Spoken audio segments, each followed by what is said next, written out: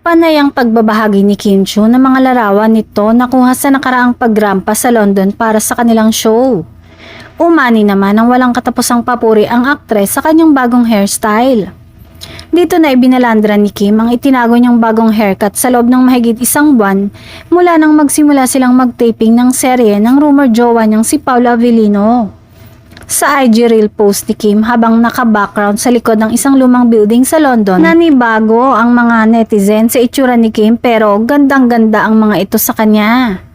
Naka all white ensemble OOTD si Kim. Hello September, please be kind to me. Scrolling through my phone, physically in Manila but mentally in London. Still got lots of tourista contents. Isang buwan tayo sa London ito. Hinanap ng mga fans si Paolo at ilan sa kanilang naniniwalang ang aktor ang kumukuha ng video. Nila, you look so young lalo Kim sa hair mo ngayon. Ang galing pa ng photographer talaga. Sure, gwapo din yan.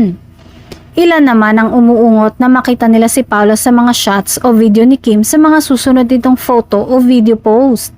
Pero syempre, maglalabas din yan si Kim at Paolo gaya ng mga ganap nila sa kanilang bakasyon.